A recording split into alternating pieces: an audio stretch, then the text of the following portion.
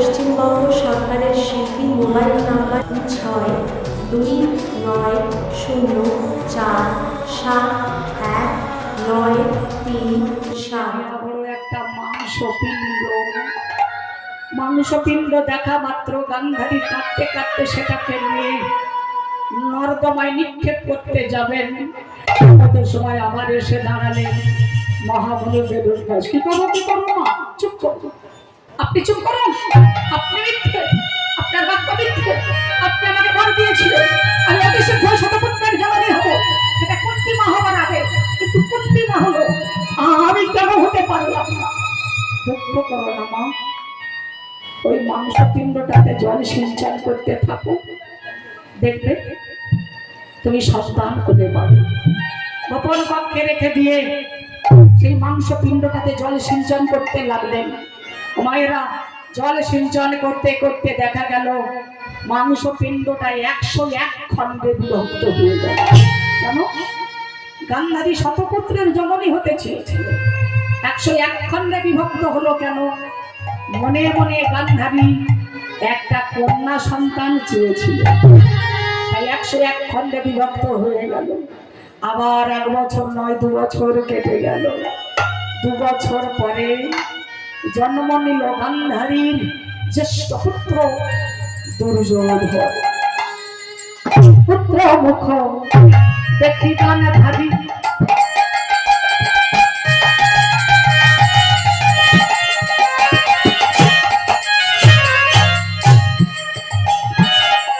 সদা আনন্দিত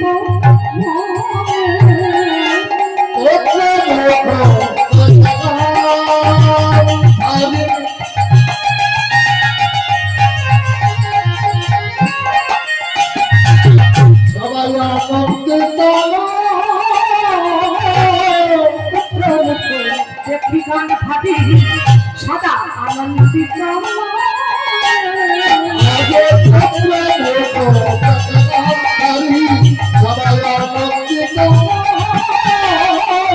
চারিদিকে অমঙ্গলে ঘটি আজ শোনাইয়েছে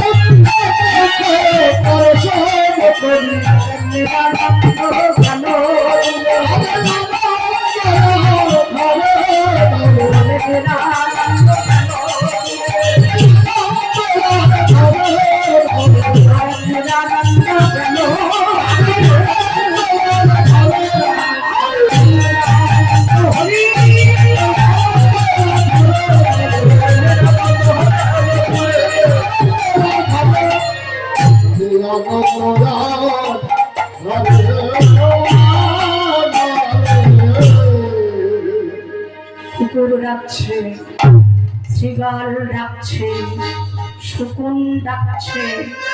দুর্যোধন জন্মাবার সঙ্গে সঙ্গে শ্মশানের সমস্ত মাংসভোজী প্রাণীরা একসঙ্গে ডেকে উঠল। আর দুর্যোধন কিরকম ডাকলো জানো? পার্থিব জগতে মায়েরা সন্তান প্রসব করলে সন্তানরা কিরকম কাঁদে, কিরকম ডাকে, ওয়া ওয়া ওয়া। দুর্যোধন কিরকম ডেকেছিল জানো? গাধা যেমন ডাকে গাধার মতো ডেকেছিল। এইরকম আরো একজন গাধার মতো ডেকেছিল, যে 3টে চোখ আর 4টে হাত নিয়ে জন্মেছিল। বাবারা বলবেন না, মায়েরা বলুন তোকে কৃষ্ণের পিস্তুত, ওই জন্য হরিনাম শুনতে হয়। শুধু কীর্তনী আনলাম, ধেই ধেই করে নাচলো, একটা লীলাপালা গাইলো, এরা কীর্তন বলে না। কীর্তন কি রতন আগে জানতে হবে। কীর্তন হলো একটা উচ্চ মার্গের সঙ্গীত মা। কীর্তন উচ্চ মার্গের সঙ্গীত, এটা জগৎ শিক্ষা। ভগবান বর্তমানে যতবার এসেছিলেন, যত যত লীলা করে গেছেন, আমাদের মতো জগজীবদের শিক্ষা দেবার লাগে। পার্থিব জগতের মায়েরা সন্তান প্রসব করলে মুয়া মুয়া করে কাঁদে। দুর্যোধন গাধা যেমন ডেকেছিল, গাধার মতোই রব। আর একজনকে কেঁদেছিল এমনি করে, কৃষ্ণের পিস্তুত ভাই, কে বলুন তো? শিশুপাল, যে 3টে চোখ 4টে হাত নিয়ে জন্মেছিল মা। কৃষ্ণের কোলে দেবার সঙ্গে সঙ্গে একটা চোখ 2টো হাত মুক্ত হয়ে গিয়েছিল। সেও যখন জন্ম নেয় এমনি ভাবে গাধার মতো ডেকেছিল।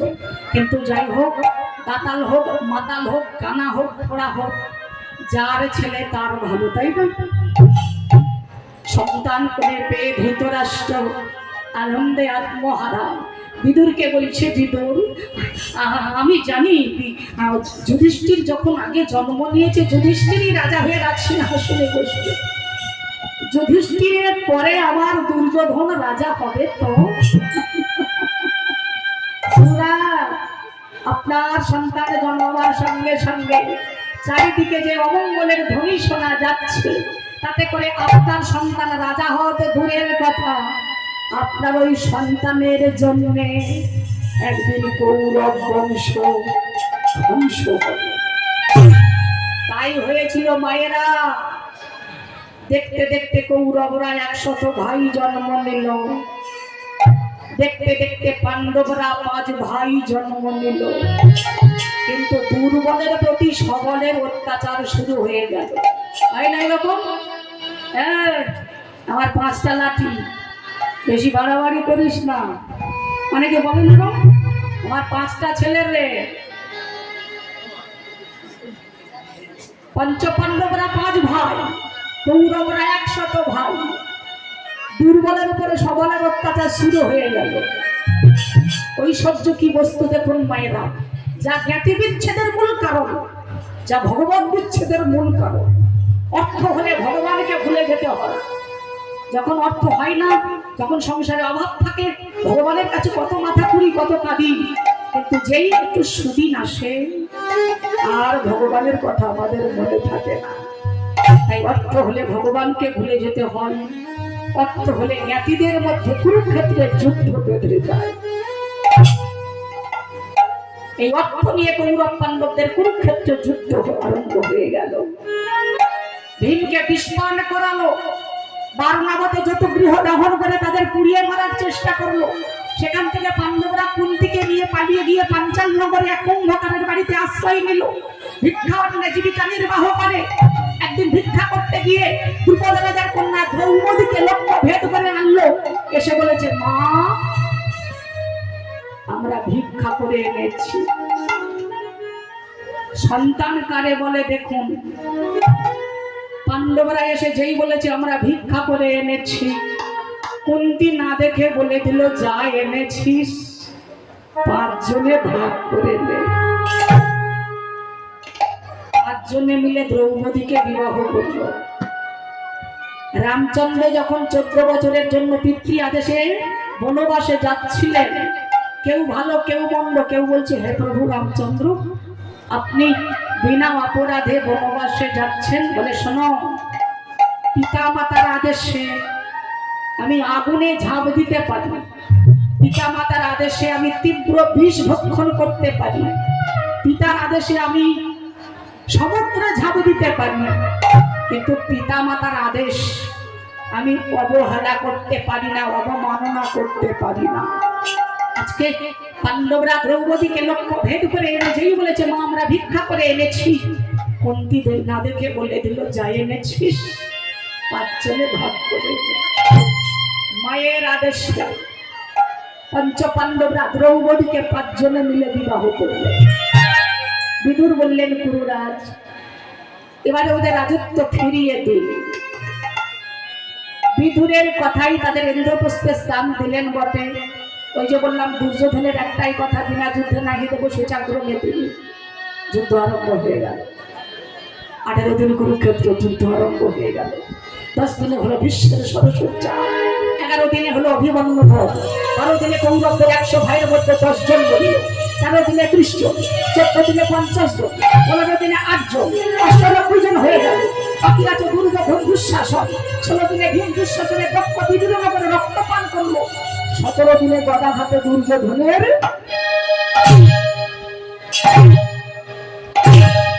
উরু ভাঙল। দেখতে দেখতে কৌরব বংশ ধ্বংস হয়ে গেল। যে ধৃতরাষ্ট্র 100 ছেলের অহংকারে অন্ধ হয়েছিল। মায়েরা একটা কথা মাথায় রাখবেন, ভগবান সব সহ্য করে, কারো অহংকার সহ্য করে না। তাই তার এক নাম দর্পহারি মধুসূদন। ভগবান সব সহ্য করে, কারো অহংকার সহ্য করেন না। দেখবেন এখনো অনেক বাবা মা আছেন, দুটো পয়সা হলে সে মনে মনে ভাবে আমার মতো রয়্যাল বেঙ্গল টাইগার বুঝি আর কেউ নাই। দিলীপ সর্দার আলপনার গান শুনে সন্তুষ্ট হয়ে 50 টাকা। হরিবল হরিবল।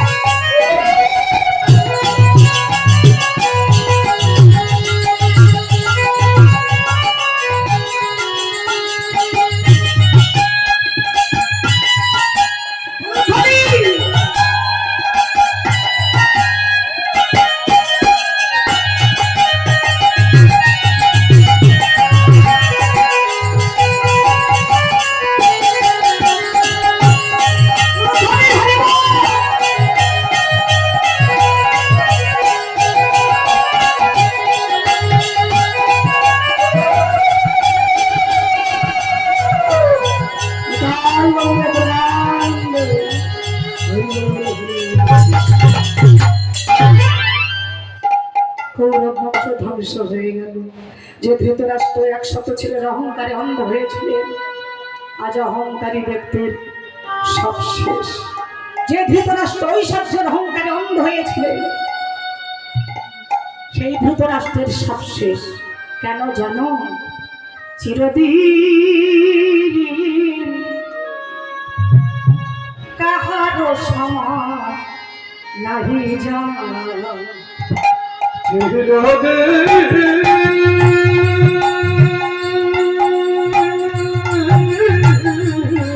কাহারো সমান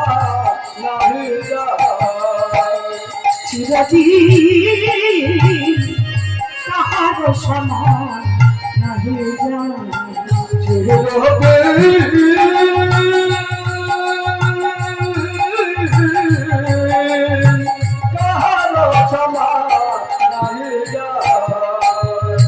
আজকে যে রাজা ধীরাজ, আজকে যে রাজা ধীরাজ, কাল সে ভিক্ষা চায়। কাহারো সমান নাহি জানা।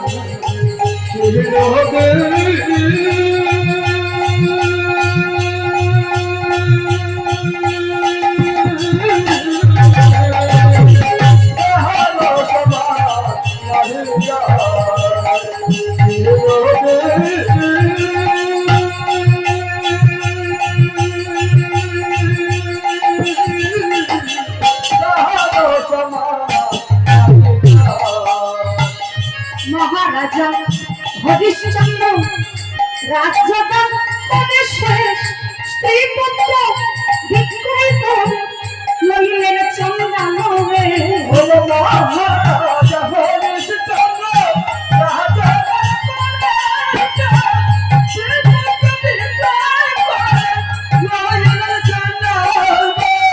মহারাজা হরিশ্চন্দ্র রাজ্যদান করে শেষ, স্ত্রী পুত্র বিক্রয় করে লইলেন চন্দ্রানবে।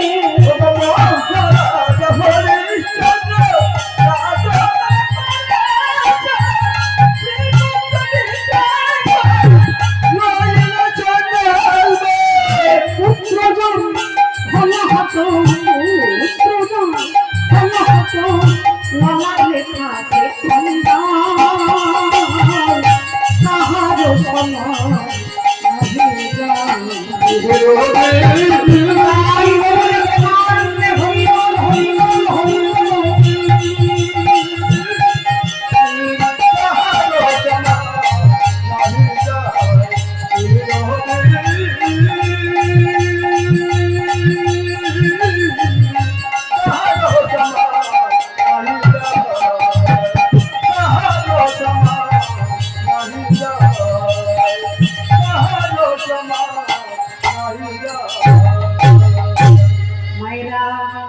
যে ধৃতরাষ্ট্র 100 পুত্রের অহংকারে অন্ধ হয়েছিলেন, যে ধৃতরাষ্ট্র ঐশ্বর্যের অহংকারে অন্ধ হয়েছিলেন, আজকে অহংকারী ব্যক্তির সব শেষ। 100 সন্তান হারিয়ে পাগলের মতো কাঁদছে। আর গান্ধারীর অবস্থা কেমন জানেন? পাগলিনী পাড়া।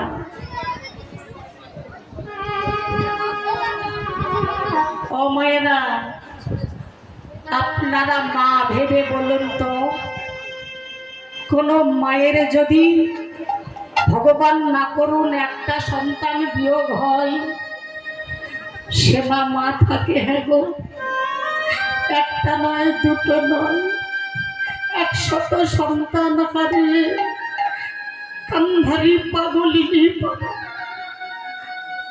কৃষ্ণকে জড়িয়ে ধরে বলছে, কৃষ্ণ রে, বলতে পারিস আমার তো একটা দুটো নয়, কুন্তির মাত্র 5টা সন্তান, আমার 100 সন্তান। কুন্তির 5টাই রইল, আমার 100-র মধ্যে একটা রইল না। কৃষ্ণ, বলতে পারিস কৃষ্ণ আমি কি পাপ করেছি? কুন্তির 5টাই রইল, আমার 100-র মধ্যে একটাও রইল না, আমি কি পাপ করেছিলাম? কৃষ্ণ। ভক্তমণ্ডলী, ভক্তিমতীর মায়েরা, কর্ম তো কারো ছাড়ে না। যে যেমন কর্ম করবে তাকে তো তেমন ফল ভোগ করতেই হবে। এই গান্ধারীর যখন বিবাহ হয়, বাসর ঘরে ধৃতরাষ্ট্রের কাছে বলেছিলেন, স্বামী আমি তোমার কাছে একটা উপহার চাই, তুমি আমায় দেবে। কি উপহার? ওই যে দেয়ালে একটা মাকড়সা সাদা আবরণের মধ্যে ডিম্ব প্রসব করেছে, ওই মাকড়সাটা তুমি আমায় উপহার দেবে। মায়েরা, ধৃতরাষ্ট্র সেই মাকড়সাটা গান্ধারীকে উপহার দেবে। সেই সাদা আবরণের মধ্যে মাকড়সাটা 100-100-1টা ডিম্ব প্রসব করেছিল। গান্ধারী অহংকারে মত্ত হয়ে একটা করে ডিম্ব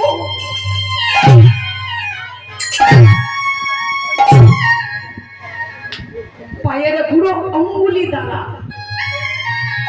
পুষ্ট করেছিলেন।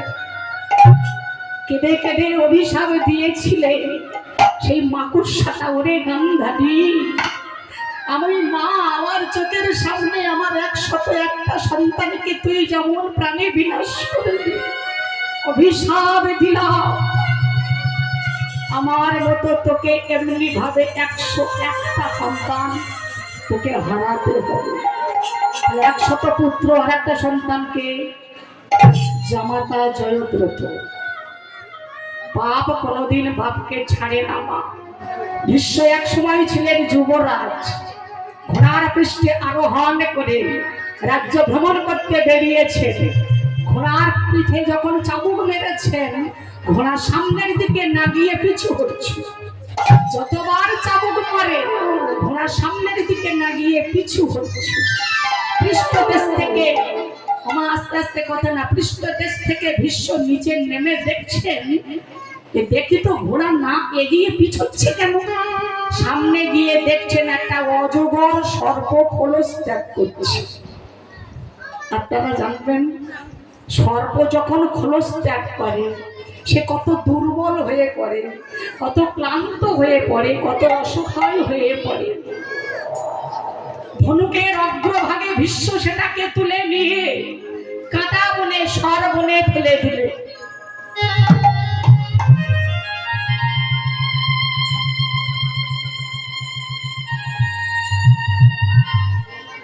ধনুকের অগ্রভাগে তুলে নিয়ে সর্পটাকে কাঁটা বনে, সর বনে ফেলে দিলে। শত শত সর সেই সর্পটার সর্বাঙ্গে বিদীর্ণ হলো, ঝলো ঝলো ধারায় রুধির ঝরছে। সর্পটা কেঁদে কেঁদে বলল, রে পাপিষ্ঠ, তুই আমাকে সর্বনে আমার অসহায়ের দিলে, আমাকে সর্বনে কাঁটা বনে ছুঁড়ে ফেলে দিলি। শত শত কাঁটা, শত শত সর আমার সর্বাঙ্গে বিদীর্ণ হলো, অভিশাপ দিলাম, আমার মতো তোকে এমনি ভাবে একদিন সরসজ্জায় শায়িত হতে হবে। পাপ কোনোদিন বাপকে ছাড়ে না মা।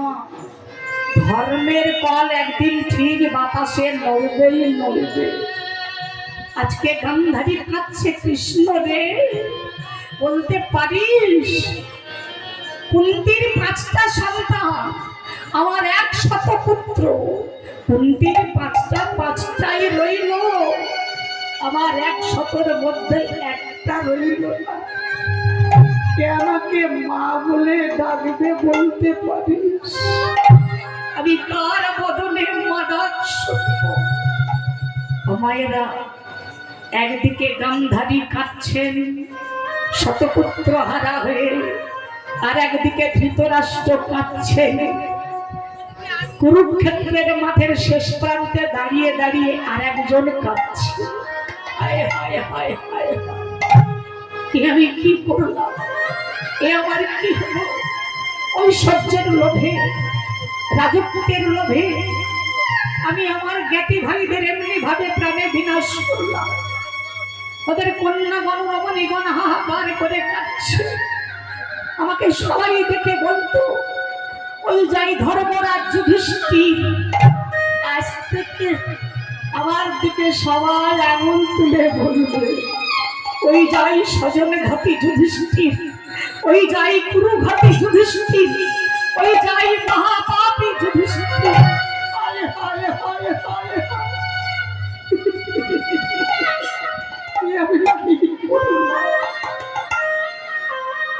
আজকে আমি মহা পাপে লিপ্ত হলাম। এমন সময় ভগবান কৃষ্ণ এসে দাঁড়িয়েছে। দাদা, কার জন্যে কাঁদছো? কাদের জন্যে কাঁদছো? যাদের জন্যে কাঁদছো তারা তোমার কি আপন ছিল? জগৎকে শেখালো কুরুক্ষেত্রের মাঠে যুধিষ্ঠিরকে দিয়ে ভগবান কৃষ্ণ। হে জীব, যাদের জন্য সারা জীবন খেটে মরছো, যাদের জন্য আমার আমার করে মরছো, গাড়ি করছো বাড়ি করছো, এরা তোমার কেউ আপন নয়। যতদিন রোজগার করে ভালো মন্দ এই সংসারের মানুষদের খাওয়াতে পারবে, ততদিন সংসারের মানুষ তোমাকে ভালোবাসবে। যেদিন তুমি অকর্মণ্য হয়ে যাবে, তোমার খাটার ক্ষমতা থাকবে না, সেদিন এরা তোমাকে কাঁটার মতো হুল ফোটাবে। ওই জন্য বৈষ্ণব কবি লোচন দাস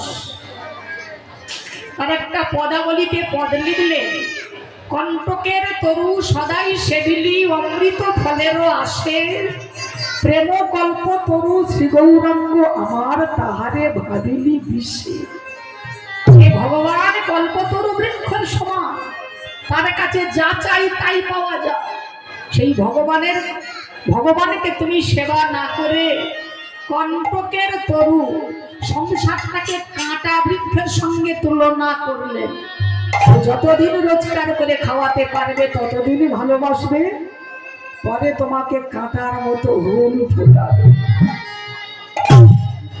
মনে রেখো, পৃথিবীতে এরা কেউ তোমার আপন নয়। সব কিছু ফেলে রেখে তোমাকে খালি হাতে চলে যেতে হবে। এসেছো খালি হাতে, যেতে হবে খালি হাতে। যা কিছু পেয়েছো পৃথিবীতে এসে পেয়েছো, আবার যখন পৃথিবী ছেড়ে চলে যাবে সব কিছু তোমাকে খালি হাতে রেখে দিয়ে খালি হাতে চলে যেতে হবে। তাই গীতার সারাংশ বললেন, যা হয়েছে তা ভালোই হয়েছে, যা হচ্ছে তা ভালোই হচ্ছে, যা হবে তাও ভালোই হবে। তুমি কি হারিয়েছো গো যে তুমি কাঁদছো? তুমি কি নিয়ে এসেছিলে যা তোমার হারিয়েছে? তুমি কি সৃষ্টি করেছো যা তোমার নষ্ট হয়ে গেছে? তুমি যা পেয়েছো এখান থেকেই পেয়েছো, যা দিয়েছো এখান থেকেই দিয়েছো। তোমার আজ যা আছে কাল তা অন্য কারো ছিল, পরশু সেটা অন্য কারো হয়ে যাবে। তাই বলে প্রেমানন্দে ভক্তমন্ডলী ভক্তিমতী মায়েরা তাহলে জগৎকে শেখালেন ভগবান ছাড়া এই পৃথিবীতে তোমার আপন বলিতে আর কেহ নাই। শোনো, অভিনয় মঞ্চে এসেছি 2-4 দিনের জন্য অভিনয় করতে। ভক্তমণ্ডলী, ভক্তিমতী মায়েরা আমার দিকে তাকাবেন। যে মায়ের স্বামী নাই, গল্পটা শোনো, যে মায়ের স্বামী নাই সে মা ছাড়া কেউ জানে না তার কি যন্ত্রণা,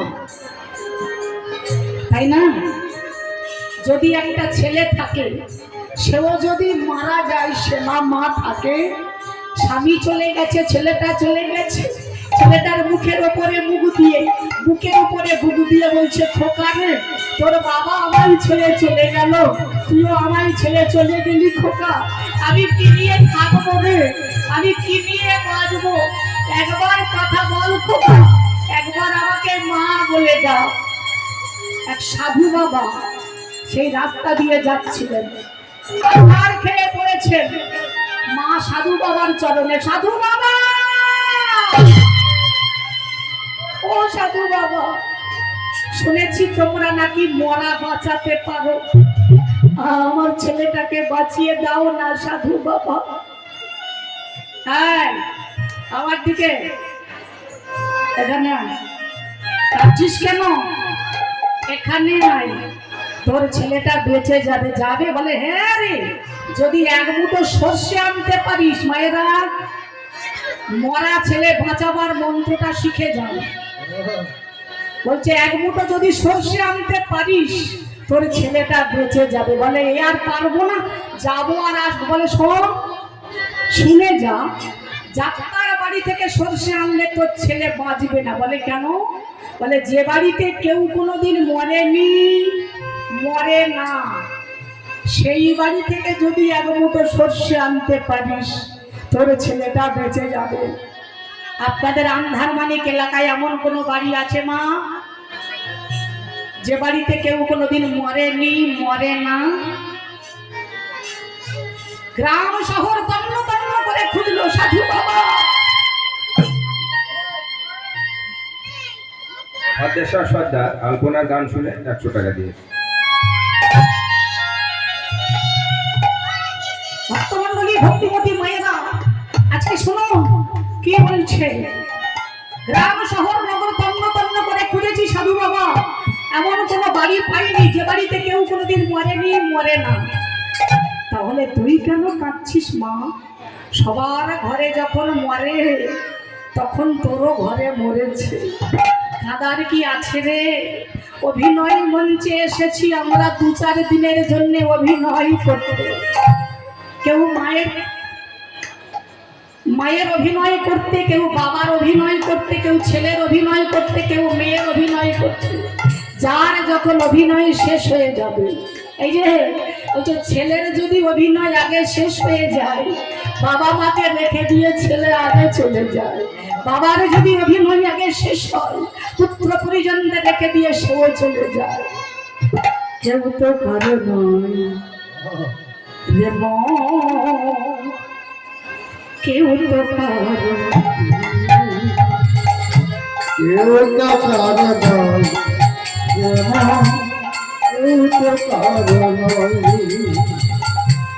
কারণ লাগিত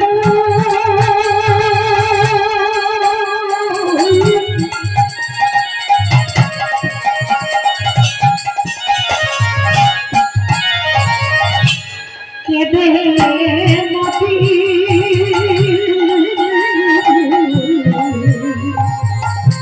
কেউ তো কাঁদে কেউ তো কাঁদে। তাই আমার হরি আর লাগে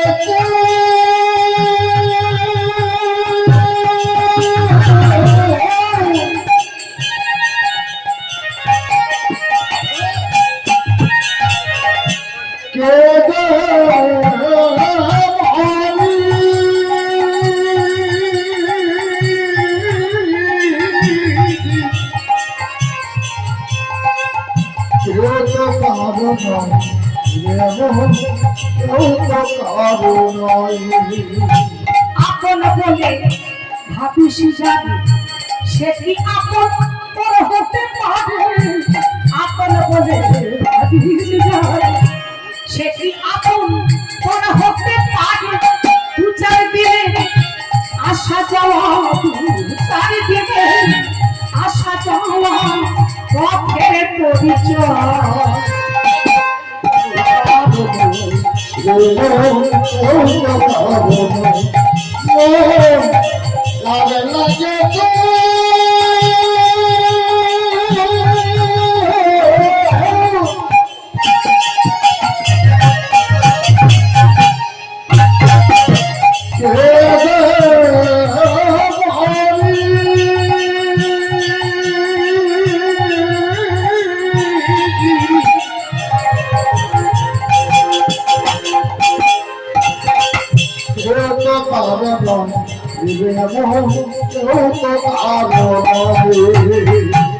আসা যাওয়া এই তো নিয়ম,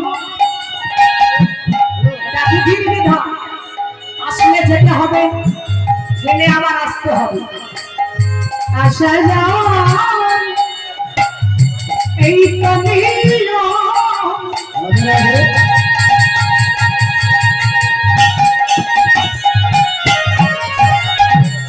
এই তো ভাবে খেলা।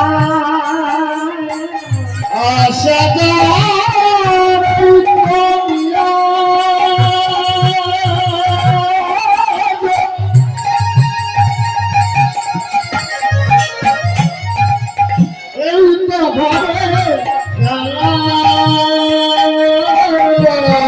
আসা যাওয়ার এই তো নিয়ম।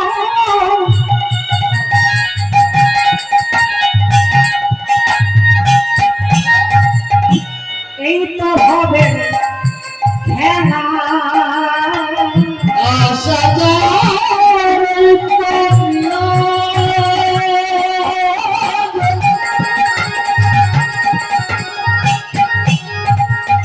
এই তো হবে খেলা। তোর জীবন যোগে অঙ্গ বসে রইল শূন্য বেলা। তোর জীবনে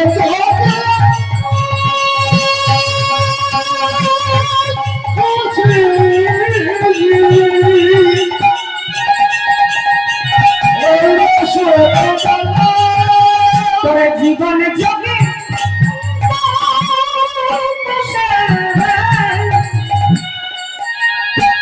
ওরে রইল শূন্য বেলা। তোর জীবন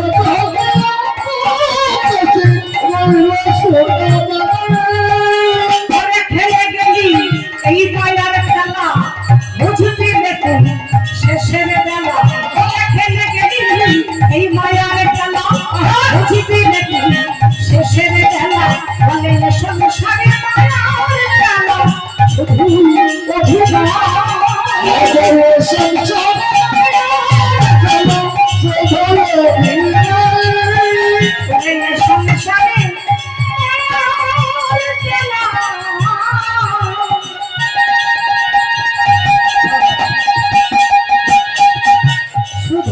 শুধুই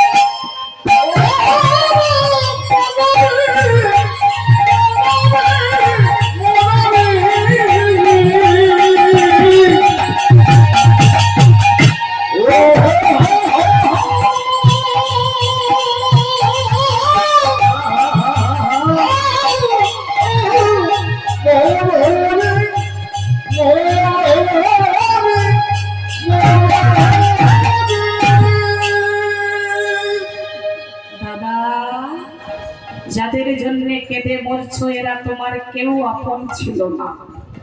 কৃষ্ণ রে, ঐশ্বর্যের লোভে, রাজত্বের লোভে আমি আমার জ্ঞাতি ভাইদের এমনি ভাবে প্রাণে বিনাশ করলো। আজ হতে আমি মহাপাপে লিপ্ত হলাম। শোনো দাদা, তুমি কোনো পাপ করনি, কেন জানো? শাস্ত্রে আছে 6টা কর্মে পাপ হয় না। কেউ যদি কাউকে বিষপান করায় তাকে মারলে পাপ হয় না। কেউ যদি কাউকে পুড়িয়ে মারার চেষ্টা করে তাকে মারলে পাপ হয় না।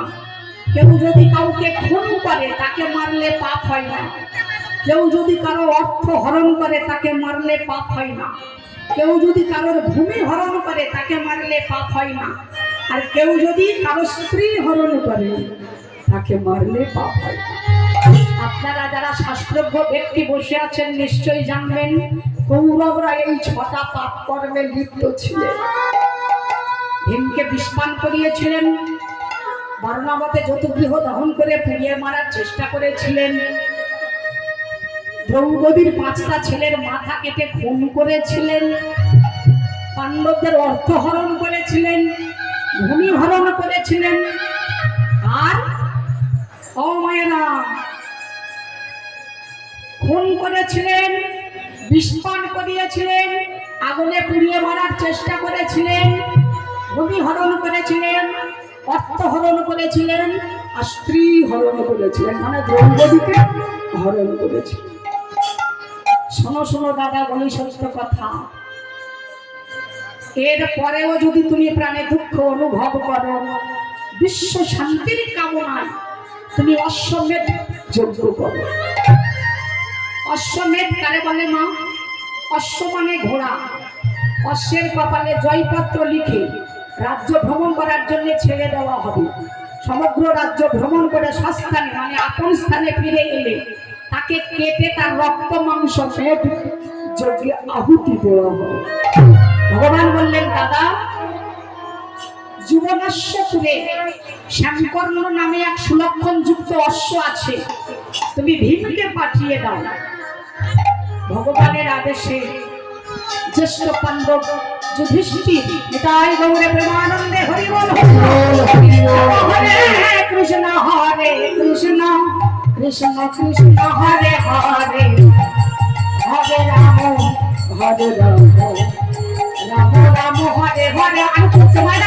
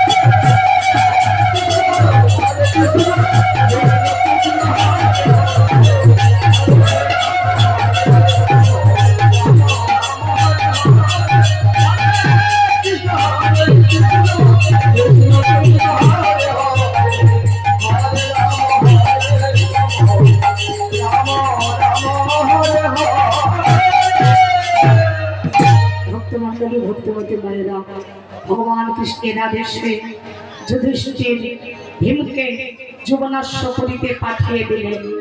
ছলে বলে কলে কৌশলে কটায় তুলবেন বলুন, সেই মতো আমি আগাবো। 7:30? ঠিক আছে। জয় রাধে মায়েরা। আজকে কি হলো? যুবনাশ্বপুরীতে শ্যামকর্ণ নামে অশ্বটাকে ধরে আজকে ভীম আনলেন, আর যুধিষ্ঠির অর্জুন তারা কি করলেন? অশ্বের কপালে জয়পত্র লিখে রাজ্য ভ্রমণ করার জন্য ছেড়ে দিলেন। অশ্বের কপালে কি লিখলেন? আমার ঘোড়া ধরিবে যে, বাপের ছেলে হইবে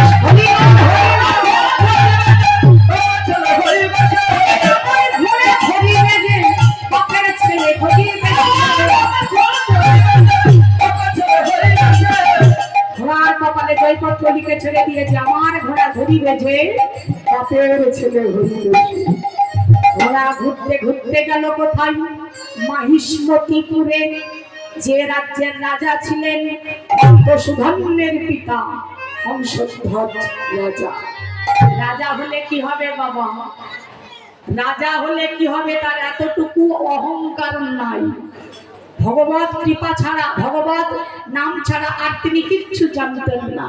দিনান্তে প্রতিদিন অতিথি সৎকার না করে তিনি জলস্পর্শ করতেন না। নিরজনে বসে বসে নয়নের জলে বিগলিত হয়ে কাঁদে দয়াময়, এই পাষণ্ডকে তুমি কবে উদ্ধার করবে? এই পতিতকে তুমি কবে উদ্ধার করবে? তুমি আমায় কবে মুক্তি দেবে? রাজ সিংহাসনে বসে বসে কাঁদছে। আমি পথের পথিক হয়ে তপ্ত বালুর পরে মাথা খুঁড়ে দয়াল কত কেঁদেছি। পিপাসায় জল শুধু চেয়েছি দয়াল, পিপাসায় জল শুধু চেয়েছি। পথের পথিক হই তপ্ত বালুর পরে মাথা খুঁড়ে দয়াল কত কেঁদেছে। ভাষার জল শুধু দয়াল, ভাষার জল শুধু হয়েছি। আমি পথের পথিক হয়ে তপ্ত বালুর পরে মাথা খুঁড়ে দয়াল কত কেঁদেছি।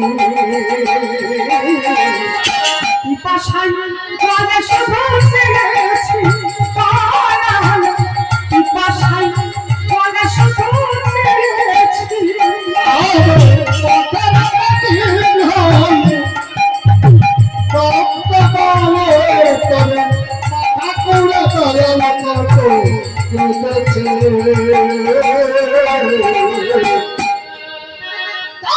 ভাষার জলে শুধু হয়েছি দয়াল, ভাষার জল শুধু হয়েছি। জীবনে সুখ আমি খুঁজেছি,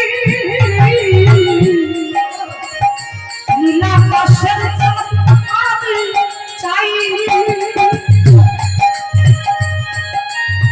জীবনে সুখ আমি খুঁজেছি, নীলাকাশের চাঁদ আমি চাই। জীবনে সুখ আমি খুঁজেছি, নীলাকাশের চাঁদ আমি চাইনি। ও সুখ আমি খুঁজেছি, নীলাকাশের চাঁদ আমি চাইনি। তোমার ভরসায় পথে চলেছি, পিপাসায় জল শুধু চেয়েছি দয়াল, পিপাসায় জল শুধু চেয়েছি। পথের পথিক হই তপ্ত বালুর পরে মাথা খুঁড়ে দয়াল কত কেঁদেছে। জল শুধু হয়েছি দয়াল, ভাষার জল শুধু হয়েছি। তুমি পাথরে ফুল ফোটাও শুনেছি, অহল্লার প্রমাণ পেয়েছি। পাথরে ফুল ফোটাও শুনেছি,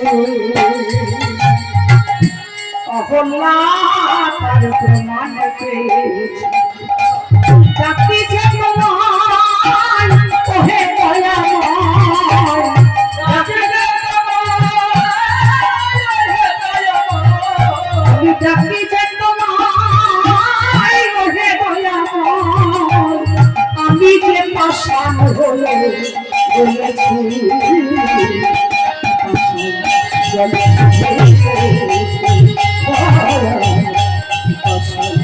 জল শুধু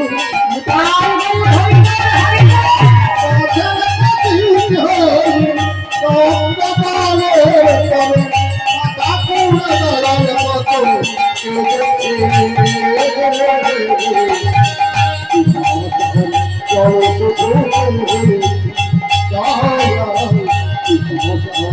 বলো শুধু হয়েছে দয়া পিপাসার জল শুধু হয়েছে রাজ সিংহাসনে বসে বসে কাঁদেন দয়াময়, কবে তুমি আসবে, কবে তোমার কৃপা হবে, কবে তোমার করুণা হবে, কবে এই পাষাণকে তুমি উদ্ধার করবে। ও মায়েরা, একদিন রাজ সিংহাসনে বসে বসে ভাবছেন, আমি আমার রাজ্যে একা কৃষ্ণ ভক্ত হলে হবে না, সবাইকে কৃষ্ণ ভক্ত করে তুলব। যেদিকে তাকাবো কৃষ্ণ ভক্তের বদন হেরব, অভক্তের বদন আমি হেরব না। দেখুন, ভক্ত কাকে বলে? যারা প্রকৃত ভক্ত, যারা প্রকৃত পণ্ডিত, যারা প্রকৃত গুণী জ্ঞানী মানুষ, তারা কিন্তু পৃথিবীতে আসেন কেবল পরের জন্য।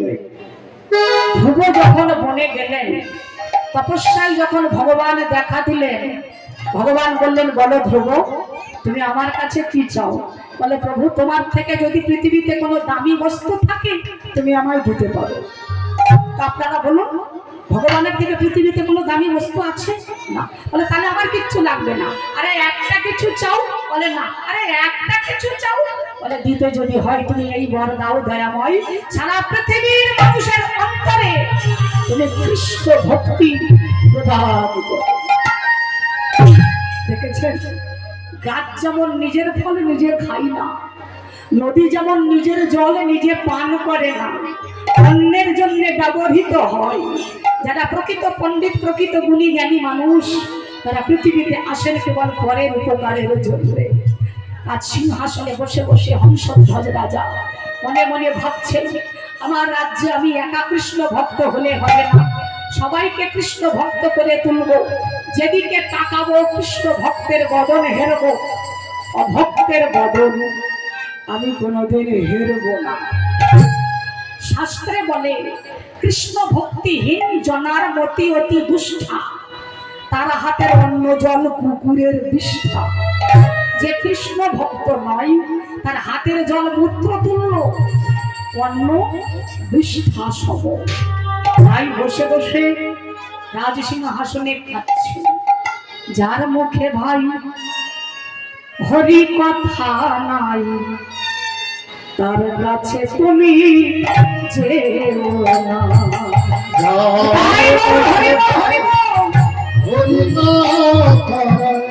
তার কাছে তোরে বলছে, দেখো, যার মুখে ভাই হরি কথা নাই, তার কাছে তুমি যেও না।